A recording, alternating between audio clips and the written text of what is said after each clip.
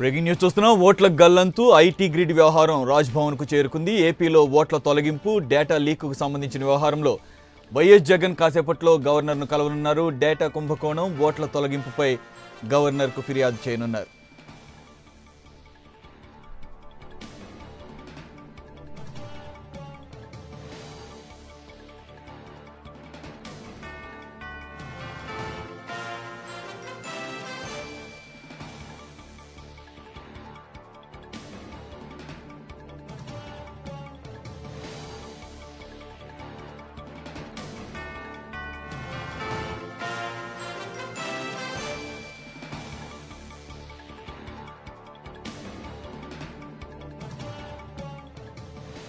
పూర్తి వివరాలు మా హైదరాబాద్ ప్రతినిధి విజయ్ కుమార్ అందిస్తారు. విజయ్. సురేష్, ఇప్పుడు ఐటీ గ్రిడ్ వ్యవహారం మొత్తంగా చూసుకున్నట్టే ఇరు రాష్ట్రాల్లో ప్రకంపనలు సృష్టిస్తుందని చెప్పుకోవచ్చు. అయితే ఈ వ్యవహారం చూసుకున్నట్లయితే మొత్తంగా కూడా ఇప్పుడు రాజ్భవన్ వద్ద గవర్నర్ వద్దకు ఈ విషయం వెళ్తుందని చెప్పుకోవచ్చు. అయితే మొత్తంగా ఈ ఐటీ గ్రిడ్ వ్యవహారంలో తమ ఓట్లు వైసీపీ సానుభూతి పరులైన ఓట్లను భారీ ఎత్తున కుంభకోణం చేసి తొలగిస్తున్నారని ఆరోపిస్తూ వ్యక్తుల సమాచారాన్ని ప్రైవేటు వ్యక్తులకు ఇస్తున్నారని ఆరోపిస్తూ ఈ యొక్క వైసీపీ మొదటి నుండి కూడా చెప్పుకొస్తుంది. దానిలో భాగంగా అటు టీడీపీ అంశం కూడా చూసుకున్నట్లయితే ఇది పార్టీకి సంబంధించిన డేటా, పార్టీలకి ఐటీకి సంబంధించిన వ్యవహారాలన్నీ కూడా ఉంటాయి. దాన్ని బట్టి ప్రజల వ్యక్తుల డేటా అని ప్రజలను తప్పుదోవ పట్టిస్తుందని టీడీపీ చెప్తుంది. అయితే ఇది మొత్తానికి కూడా చూసుకుంటే గతంలో ఓట్లు కొల్లగొడుతున్నారని జగన్మోహన్ రెడ్డి కానీ వైసీపీ కానీ గతంలో ఈసీకి కూడా ఢిల్లీలో ఫిర్యాదు చేసిన నేపథ్యం ఉంది. గవర్నర్ కూడా తెలిపింది. దానిలో భాగంగానే ప్రధానంగా ఈ రోజు ఈ ఐటీ గ్రిడ్ విషయం మీద ప్రజల డేటాను ప్రైవేటు వ్యక్తులకి, ప్రైవేట్ కంపెనీలకి అప్పచెప్పారంటూ ఆరోపిస్తూ ఈ రోజు 4:45 రాజ్భవన్ వద్ద పర్మిషన్ కూడా తీసుకుని జగన్మోహన్ రెడ్డితో పాటు కీలక నేతలు కూడా గవర్నర్ గారితో భేటీ అవుతున్నారు. ఈ భేటీలో కూలంకషంగా రాష్ట్రంలో జరుగుతున్న ఈ ఐటీ గ్రిడ్ వ్యవహారం మొత్తం కూడా ఆయనకి వైసీపీ చెప్పే పనిలో ఉన్నారని కూడా చెప్పుకోవచ్చు. చెప్పి ఏదైతే రాష్ట్రంలో జరుగుతుంది ఈ ఐటీ గ్రిడ్ కానీ లేకపోతే బ్లూ ఫ్రాగ్ కంపెనీ కానీ ఎలా సమాచారం వెళ్ళింది ప్రభుత్వ జోక్యం లేకుండా ఈ విధంగా టీడీపీపై ఫిర్యాదు చేయనున్నట్టు కూడా వైసీపీ వర్గాలు చెప్తున్నాయి. ఇప్పటికే కూడా గవర్నర్ దగ్గర ఆమోదం తీసుకుని ఆయన అపాయింట్మెంట్ కూడా తీసుకుని ఖరారైంది కూడా వైసీపీ నేతలు చెప్తున్నారు.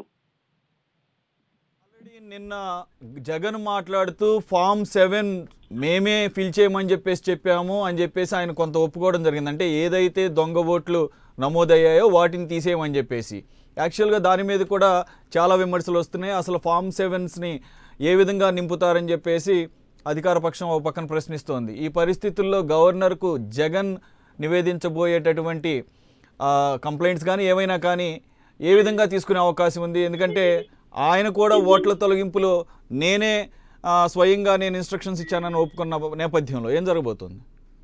మొత్తంగా చూసుకుంటే జగన్మోహన్ రెడ్డి తన అధికారమే దిశగా కూడా సమరశంఖ రావాలని ప్రతి జిల్లాలోని ప్రతి నియోజకవర్గంలో చెప్తాను. దాని నేపథ్యంలో నిన్న నెల్లూరులో జరిగిన సమర శంఖారామంలో జగన్మోహన్ రెడ్డి కీలక వ్యాఖ్యలు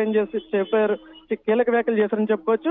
ఒక జగన్మోహన్ రెడ్డే కాదు, పార్టీ సీనియర్ నేత బొత్స సత్యనారాయణ కూడా నిన్న లోటస్ పాండ్ లో మీడియాతో మాట్లాడుతూ కూడా ఫామ్ 7 ద్వారా ఏదైతే వ్యక్తులకి ఎక్కడైతే 2 ఓట్లు కానీ 3 ఓట్లు కానీ ఉన్నాయో అవి తొలగించేందుకు తమ బూత్ కమిటీల ద్వారా కూడా ఫిర్యాదులు చేసి బూత్ కమిటీల ద్వారా ఈ యొక్క ఫామ్ 7 ద్వారా 2-3 ఓట్లు ఉన్న వ్యక్తిని ఓట్లు తొలగించాలని కూడా కీలక వ్యాఖ్యలు చేశారు. అయితే ఈ కీలక వ్యాఖ్యలు పక్కన పెడితే ఇవాళ ప్రధానంగా గవర్నర్ నరసింహన్కి వీళ్ళు చెప్పబోయే అంశమేమనగా ఆంధ్రప్రదేశ్ ప్రజల వ్యక్తుల డేటాను ఒక ప్రైవేటు వ్యక్తులకి ఎలా ఇస్తారు, ఇలా ఇచ్చిన పట్ల ప్రజలకి రక్షణ ఏముంది, ఇది రాజ్యాంగాన్ని ఉల్లంఘించినట్టే కదా అని మొదటి నుండి కూడా వైసీపీ చెప్పుకొస్తున్న నేపథ్యం ఉంది.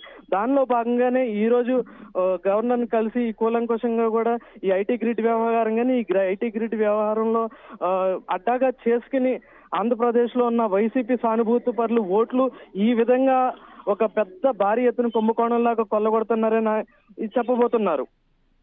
ఇకపోతే విజయ్, పర్టికులర్గా ఈరోజు గవర్నర్ను కలగడం వెనుక ఉన్న నేపథ్యం ఏంటి? అఫ్కోర్స్ ఓట్ల గల్లంతు అలాగే ఐటీ గ్రిడ్ వ్యవహారం గురించి ఫిర్యాదు చేయకపోయినా కూడా ఎనీ టైం ఈ వీక్లోనే లేదా నెక్స్ట్ వీక్లో ఖచ్చితంగా జనరల్ ఎలక్షన్కి సంబంధించి నోటిఫికేషన్ వచ్చే పరిస్థితి ఉంది. ఈ పరిస్థితుల్లో గవర్నర్కి ఫిర్యాదు చేయడం ద్వారా ఏ విధంగా మైలేజ్ పొందదలుచుకున్నారు ప్రతిపక్షం తరపున, జగన్?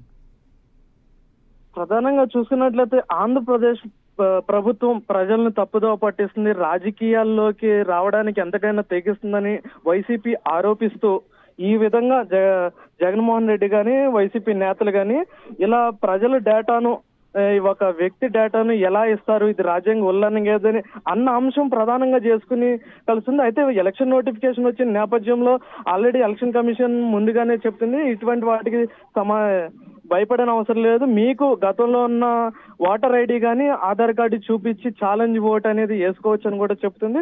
అయితే ఈ మొత్తం కూడా ఫస్ట్ నుండి కూడా ఈ ఓట్లు కుంభకోణం కానీ ఓట్లు తీసివేయడం కానీ కూడా ఎలక్షన్ కమిషన్ ఎప్పటికప్పుడు స్పందిస్తూనే ఉంది. మీకు ఓటు ఉన్న ప్రతి ఒక్కరూ ధైర్యంగా ఓటేసుకోవచ్చు అని ప్రజలకు భరోసా ఇస్తూనే ఈ విధంగా కాలక్రమేణా జరుగుతూ ఉన్నాయని మనం చెప్పుకోవచ్చు. Okay, right, thank you Vijay.